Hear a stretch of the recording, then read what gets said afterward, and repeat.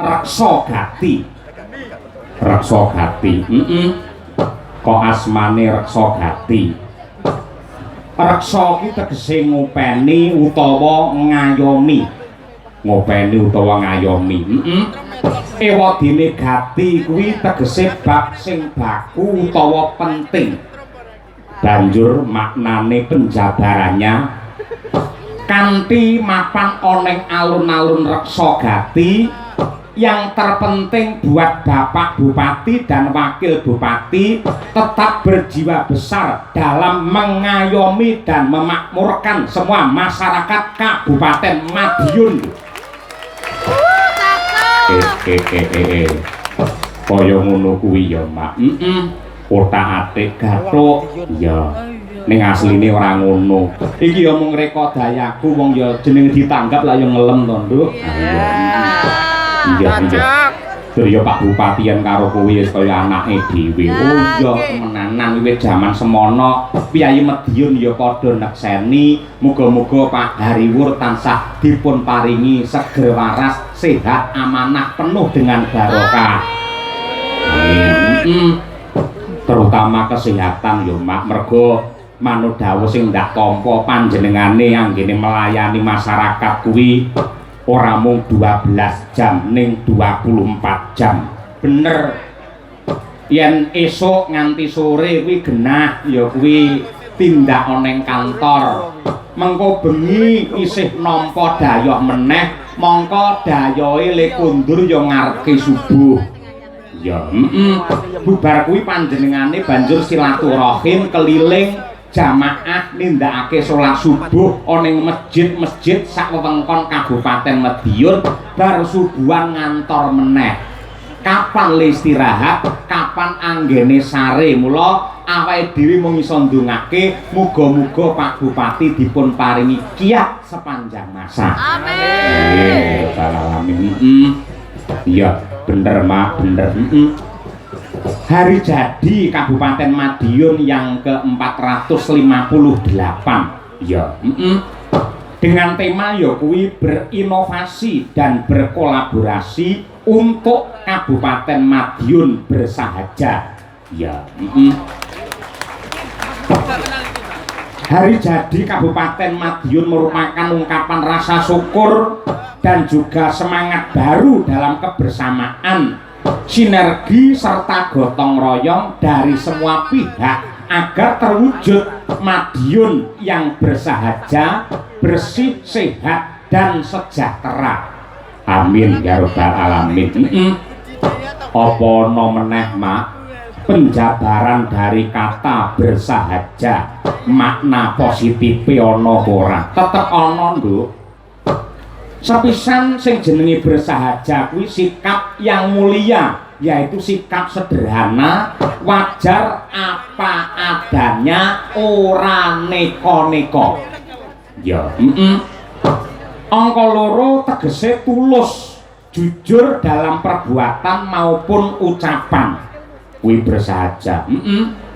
Ana meneh werdine ya kuwi walaupun mempunyai kelebihan namun tetap rendah hati, tenang dan santun dalam tindakan sehingga kewibawaan dan ketulusannya mampu menciptakan harmonis dan keselarasan. Nanti kaya ngono ya. Mula sakjroning pengetan hari jadi iki aku kelawan kowe dadi kelingan sosok pemimpin ya kuwi Raden Rangga Prawira Dirja kaping 3 Bupati Madiun yang ke-16 yen ra kleru. Ya. Yang mengajarkan kita tentang nilai kepahlawanan, ketakwaan, pengorbanan, cinta tanah air dan pantang menyerah dalam memperjuangkan kebenaran serta keadilan untuk melawan keserakahan kolonialisme pada waktu itu. Kaya ngono kuwi. Ya Mak ya. Mula Kang mangkono awake dhewe ngaturake panuwun kelawan Bapak Bupati Bapak Haji Hariwuryanto SHMAK. Wis panjenengane ya trep lamun to dadi Bupati Madiun mongko adate anggere pejabat bupati ngono kuwi saurunge wayangan ki anggere pidato iki mesti dawane nganti 30 menit nganti sak jam. Iya. Ning panjenengane cekak aos sing tegese pancen Bapak Hariwur tanggap karo kahanan lan uga keresane warga masyarakat. Yang dibutuhkan pemimpin di era sekarang bukan pemimpin yang menyebar janji, bukan pemimpin yang banyak kata-kata mutiara, namun bagaimana untuk mengayomi masyarakat apa adanya tanpa adanya sumpah dan janji yang tanpa bukti. Iya. Ngono kuwi ya. Kaya ngono kuwi. Iya, sembah nuwun. Ugi ngaturake panuwun karo Ibu Bupati ya kepareng rawuh. Mau wis kepareng request karo Bu Kesi ya kuwi ngersakake lagu-lagu sing nembang Niken Salindri. Oh iya, antarane apa? Engko tak wacane akeh banget kok, Nduk. Pamundhute Ibu Bupati yen tak itung enek sak kaset. Lah iya ngono kuwi. Dicucukke yen ngono. Engko dicucukake. Uga ngaturake panuwun kelawan Bapak Wakil Bupati Bapak Dr. Purnomo Hadi MH. Iya, wis klop yen piyai loro kuwi.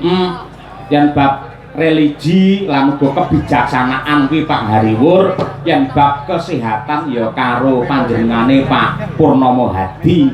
Sing jenenge dokter ya mesti kesehatan nomor 1. Mula yen kowe ngrokok aja resah, aja bingung yen lara. Contone Pak Dokter Purnomo Hadi wae ngrokok ora leren-leren. Ayo. Dadi yen ana dalang ngrokok terus, iya dalang ngrokok ora menjaga kesehatan. Kuwi lho contone Pak Wakil Bupati ya sehat walafiat. Dadi bojoku ben ora nesu ngono lho. Ayo. Ngrokok Pak, paru-paru. Ya tak sauri, lek pancen ngerokok le lara mesti paru-paru. Nek lek ora ngerokok le lara malah rupa-rupa warnanya. Iya, gaul yang Pak Wabu, gaul temenanan, nyanyi apa-apa apik kok Nduk. Ha iya, yen ra percaya engko ben nembang apa kuwi jenenge Lintang Asmara apa-apa niku jos temenanan. Iya. Mau nakoke, enggak ada musiknya, enggak ada urgen Pak dalam mboten gadah. Mergo kula niku dalang sing melarat, gadah kula namung gamelan, Pak. Nah, iya. Sip. Ya ora apa-apa ning gamelan ya iso digarap piye-piye. Gamelan ki nggih ngiringi klasik ya iso, nggih ngiringi qasidah ya iso, nggih ngiringi rock and roll ya iso, dangdut ya iso. Aja kok qasidah, aja kok rock and roll. Nggih ngiringi wong mendeme apik kok nggih. Ngono kuwi. Ya.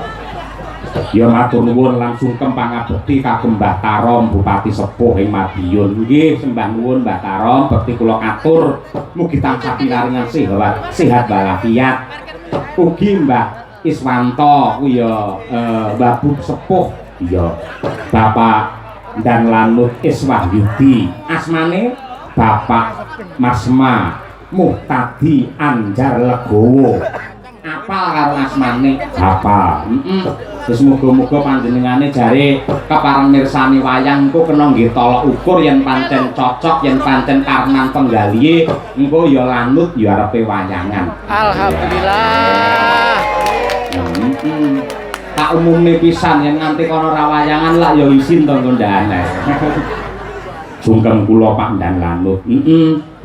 Ugi dumateng Bapak Komandan Korem, Bapak Ketua DPRD Kabupaten Madiun, Bapak Wakapolres, Bapak Dandim, Ketua Umum PSHT Pusat Kang Mas Murjoko, Kang Mas Dirman, ya Pak Mujono Wakil Ketua DPRD. Lan ugi kadang-kadang kula adik-adik kula anak-anak kula saking paguyuban Sinden Muda Madiun Retno Purabaya sing wis nindakake panembrama sore mau sangat hebat luar biasa, generasi ampuh untuk Kabupaten Madiun. Iya, elok temenanan. Terus saiki piye? Saiki ngene Nduk. Minangka salam pambuka niken ben nembang dhisik. Nah ya, berarti lagi engko Cak Komet dan kawan-kawan. Sing dikersake karo Pak utawa Ibu Wakil Bupati apa? Sik tak golekane ning kene. Lah iki lho. Ibu Bupati karo Bu Wakil ngersakake siji Negara Angin, Tembang Kangen, Sabar karo Denok. Nah iya kuwi dipinangkani sih karo niki apa sih kan Dino luwih dhisik dodol kaya apa yo dasare sing nembang niken yen nembang Dino ki ya pas mergo bocahe lemu gedhe terus ya mlenok nah ya niku kaya apa monggo diaturake salam pambuka Dino oleh Niken Salindri Kediri punya Dados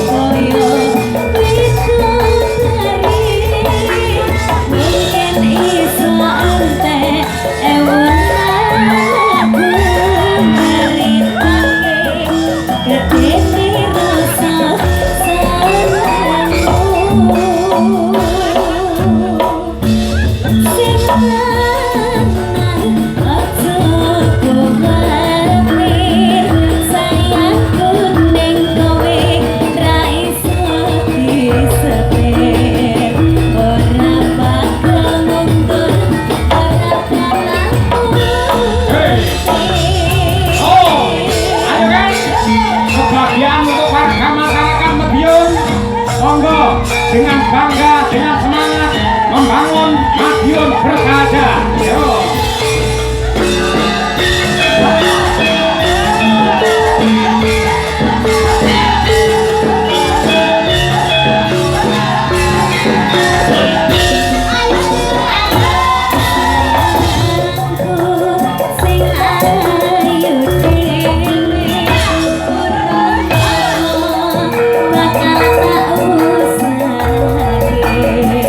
Ibarat saisi bumi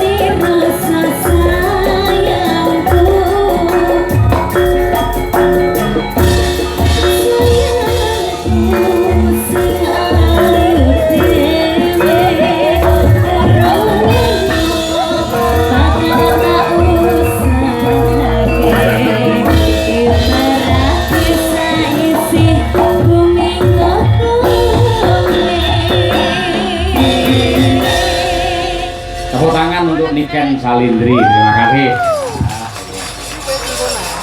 Marem temenanan. Bisa rundungake para warga masyarakat sing ndek ben adate yen wayangan ning halaman pendopo kono. Iya.